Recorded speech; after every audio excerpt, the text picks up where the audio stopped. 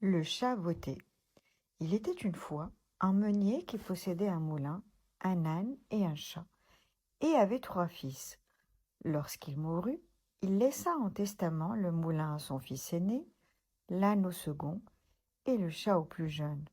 Ce dernier se sentait défavorisé et se demandait bien ce qu'il ferait avec seulement un chat. Le chat, qui entendait cela, lui dit d'un air posé et sérieux: Ne soyez pas triste, mon maître. Vous n'avez qu'à me donner un sac et me faire faire une paire de bottes pour aller au champ, et vous verrez que vous n'êtes pas si mal loti que vous le croyez.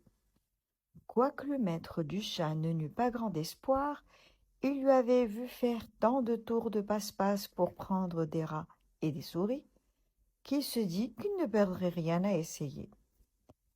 Lorsque le chat eut ses bottes et son sac, il courut vers un champ où il y avait de nombreux lapins. Il mit une carotte dans le sac et attrapa vite un jeune lapin inexpérimenté. Tout fier de sa proie, il s'en alla chez le roi et demanda à lui parler. Arrivé dans la salle du trône, il fit une grande révérence au roi et lui dit: Sire, voici un lapin chassé par Monsieur le marquis de Carabas.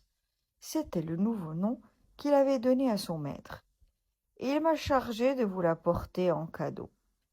Dis à ton maître, répondit le roi, que je le remercie chaleureusement. Une autre fois, il prit 2 perdrix dans son sac et il alla ensuite les présenter au roi, comme il avait fait avec le lapin. Le roi, fin gourmet, accepta avec joie et lui fit donner à boire. Le chat continua ainsi pendant 2 ou 3 mois, d'apporter de temps en temps au roi du gibier de la chasse de son maître. Un jour, il apprit que le roi devait passer près de la rivière durant un voyage en carrosse, avec sa fille, la plus belle princesse du monde. Il dit à son maître: Si vous suivez mon conseil, votre fortune est faite. Vous n'avez qu'à vous baigner dans la rivière, à l'endroit que je vous indiquerai, et ensuite vous me laissez faire. Le marquis de Carabas fit ce que son chat lui conseillait, sans rien y comprendre. Alors qu'il se baignait, le cortège du roi arriva, et le chat se mit à crier de toute sa force: Ô voleur! Ô voleur!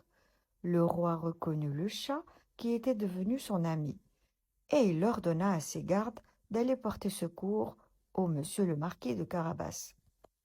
Le chat inventa qu'un voleur avait emporté les habits et le cheval de son maître, qui se trouvait bien embêté pour rentrer chez lui. Le roi fit apporter immédiatement de nouveaux habits neufs pour le faux marquis et l'invita à monter dans son carrosse. En le voyant, la fille du roi tomba éperdument amoureuse du jeune marquis, et lui aussi se prit d'amour pour la princesse. Ils continuèrent ensemble la promenade. Le chat courut en avant sur le chemin jusqu'à rencontrer des paysans qui fauchaient leurs champs. Il leur dit: Si vous ne dites pas au roi que les prés que vous fauchez appartiennent à monsieur le marquis de Carabas, vous serez tous hachés menus comme chair à pâté. Quelques minutes plus tard, le roi arriva et demanda aux paysans à qui étaient les champs qu'ils fauchaient. C'est à monsieur le marquis de Carabas, dirent-ils tous ensemble, effrayés par la menace du chat botté.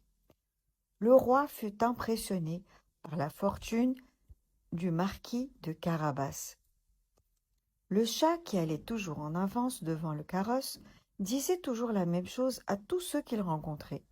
Si vous ne dites pas au roi que les prés que vous fauchez appartiennent à monsieur le marquis de Carabas, vous serez tous hachés menus comme chair à pâté. Et le roi était étonné des grands biens du marquis. Le chat botté arriva enfin dans un beau château, appartenant à un ogre très riche. Il était le propriétaire de toutes les terres qu'ils avaient traversées. « On m'a dit, le chat à l'ogre, que vous avez le pouvoir de vous changer en toutes sortes d'animaux, que vous pouviez par exemple vous transformer en lion, en éléphant. Cela est vrai, répondit l'ogre brusquement, et il se transforma immédiatement en lion devant le chat botté effrayé qui sauta en l'air. Une fois l'ogre redevenu lui-même, le chat botté, revenu de sa frayeur, lui dit: